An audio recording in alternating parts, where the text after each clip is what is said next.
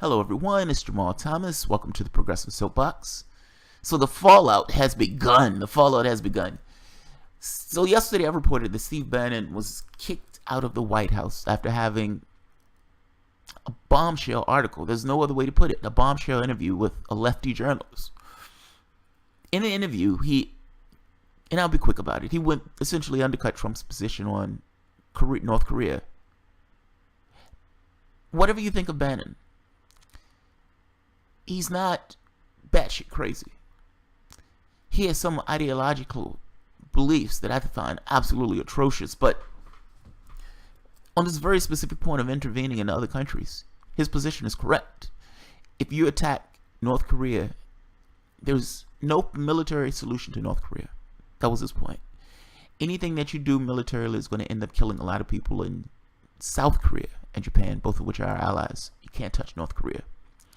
He came up with this other thing on race that I actually agree with him on. These guys show this vulgar display of racism. Those guys are clowns and they're not a factor. So he discounts them completely. His point is, as long as the Democrats are talking about racism, the Democrats are going to lose that election. Meaning they can call these people racist and everything they want. Ultimately, you're going to end up fighting again along the lines of identity. And he's going to fight along the lines of economics. And guess who's going to win? Again, that's Bannon's thought. I think Bannon is right. I think Bannon is completely right. I think the country is not where the Democratic Party thinks it is. And if I'm being honest, it's not where I thought it was. It's not where I thought it was. It's not Charlottesville. It's just almost this idea of a silent majority of something, of sorts. That you can't necessarily just hit purely with this idea of identity. You're going to fracture the country. You need to focus on economics. He understands that. That's what makes him somewhat dangerous in this sense. So, this comes out. Bannon, backed by billionaire, prepares to go to war. Steve Bannon's next move will be all about billionaire Mercer family. I'm told Bannon, who visited New York this week, met with Bob Mercer and together would be a well-funded force on the outside. This is Axios. Bannon has felt liberated since it became clear he was being pushed out according to friends. He's told associates he has a killing machine, quote-unquote, in Breitbart News, and it's possible he'll return to lead their editorial operations. A source familiar with Breitbart operations told me they would go thermonuclear, unquote, against globalists that Bannon and his friends believe are ruining the Trump administration and by extension, America. Now, and there's more to this. So, in the hedge, they have a post from Lee Stranahan. I've seen one or two Lee Stranahan's videos. I have, believe it or not, even though I say I'm far to the left and most, I actually have Trump supporters on my page, or people who lean to the right. And sometimes they would send me stuff. In this case, someone sent me something about Lee Stranahan. This was a few months ago. So I'm aware of him, even though I don't necessarily know his place on the right.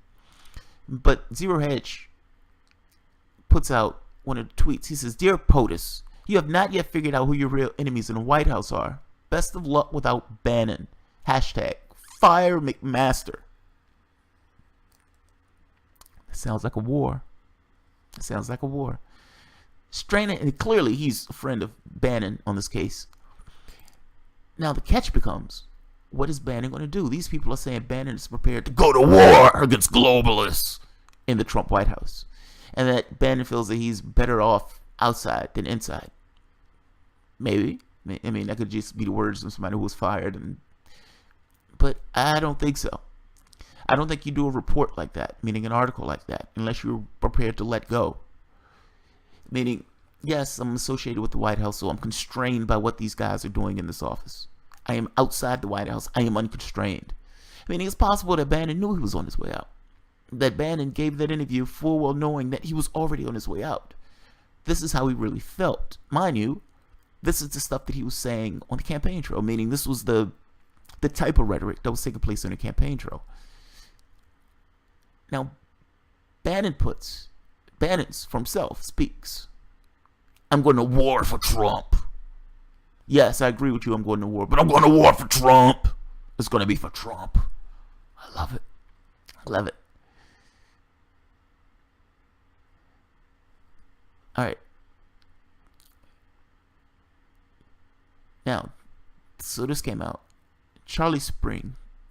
Steve Bannon returned to Breitbart News as executive chairman of Breitbart News and chaired our evening editorial meeting. He's back. He's back. He's left the White House. Now he's in the news. Going to war against globalists. War against globalists. I love it. I love it. I don't know much about what goes on the right in the sense of in the same way that I kind of have feelers in the left. But I'm fascinated by this. Because understand, no system is monolithic. In the same way you have these, you have people who have different ideas about left and right and all this other stuff. These people consider themselves on the right. These people are having fights about what constitutes the right or what should constitute the right. You have this section that says, look, these trade deals are fucking us over and stop these wars. You have the other part that thinks it's perfectly okay. And it creates the mainstream in coordination with the mainstream of the Democratic Party. If you're a leftist, even if you're just moderate to the left, even if you're just, look, man, I don't like us fighting in these countries and I want my resources to come home. And I don't like these trade deals. I think these trade deals are gutting the country out. You're essentially agreeing with Breitbart. With Bannon on this. Now, you're not going to agree in the same way he agrees. You may not even agree for the exact same reason he agrees. But ultimately, Bannon is the guy they're talking about going to war with globalists and literally being pushed out the White House and seeing this fight on the right to keep Trump in line with what Trump was saying. This is like a reverse civil rights movement. It's bizarre to me. Now, this isn't necessarily crazy. Think about any movement that took place. Your politicians, your leaders, don't like to rock the boat. Under normal circumstance, they don't like to rock the boat too much. You need forces on the outside to push them for a particular thing. Meaning, I'm going to put pressure on the political apparatus to force this apparatus to respond to me and do something about X. Breitbart News doesn't command that level of authority in that sense. But it doesn't necessarily mean that he won't necessarily have a push or shed a spotlight on things that Trump is doing, that he's going off the rails from their perspective. So it's not necessarily crazy. But come on, this is somewhat fascinating. The populist nationalist movement got stronger today, said Breitbart News editor-in-chief Alex Marlow. Breitbart gained an executive chairman with his finger on the pulse of the Trump agenda. They're talking about Bannon. Essentially, Bannon is backing at Breitbart. Bannon has been said he's going to go to war for Trump, save the world. If you're going to say you're going to go to war for Trump, I think he's talking about internal. Meaning, the elements that are in the White House that are going against that particular agenda, that nationalist, anti-globalist agenda.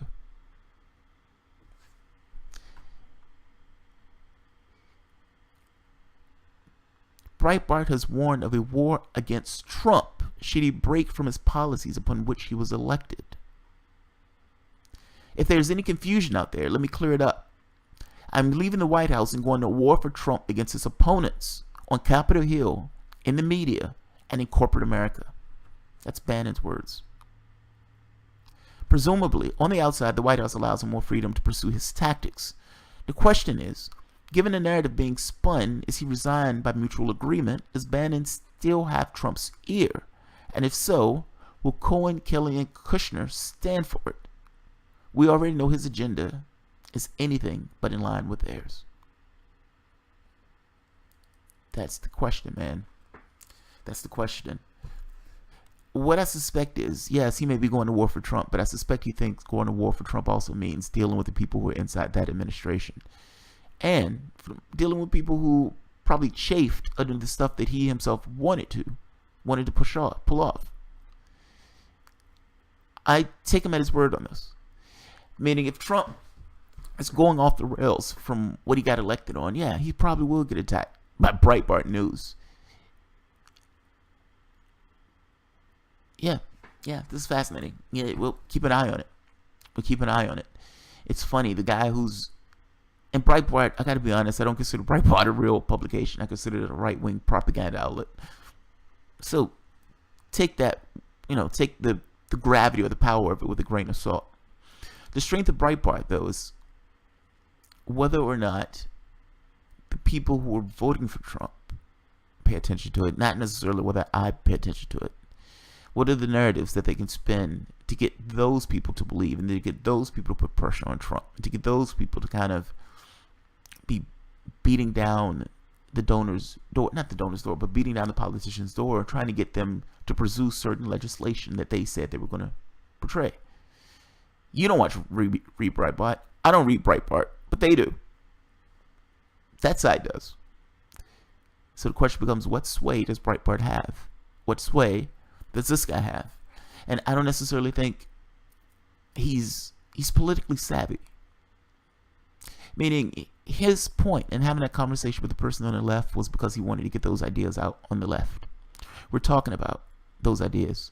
I don't know if he has a perspective of how he's perceived outside of himself. No clue. What I do know is, I think he understands that elements on the left, particularly the far left, agree with the trade thing. I think he all understands that elements on the left also agree with not intervening. And will his voice go into a chorus of voices on the anti-left? Well, I'm saying this poorly, but if he's pushing an agenda that is coinciding with the agenda on the anti-left, does that add more force to that particular agenda? Not because those people are working in coordination with one another, only because they're on kind of the same thread of thought with one issue after the next, meaning whether it's North Korea or whether it's focusing on internal dynamics. We'll see. That's why I'm fascinated about the story. That's why I'm interested in the story. When you see elements in what somebody is saying that's, the left goes that way on that particular issue. When you see that, and you see that person being in the media, and you see that person contacting somebody on the left to actually get that out, he's doing it for a reason. He's doing it for a reason. I don't think he just randomly picked a journal, a left-wing journal, and is shocked that the story got out. If he did it for a reason. He wanted that information out. And I suspect he wanted the information out because his goal was to create some kind of joining of the left and right on specific issues. That's what I suspect. But we'll see. And again, that joining doesn't necessarily have to be this kumbaya hugging a Nazi thing. Look, I don't know what he is, so I'm not saying hugging a Nazi in the standpoint of that's what he is. I'm saying that's how the left regards him. If he puts out a story that's going against the war in North Korea, and you put out a story that's against the war in North Korea, you're not working together, but certainly what you're saying is in tandem with one another. And does being in tandem with one another add strength to what's being said? I think it does. So I'll leave it at that. I want to keep an eye on this story because I think the story is fascinating. And I'm curious as to where Breitbart, with him as the editor, is going to try to go.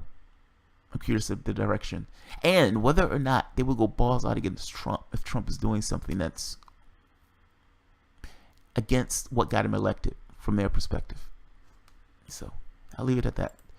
All right, guys. If you enjoy the content, feel free to share, subscribe. And of course, you can always support the work through Patreon. Thanks.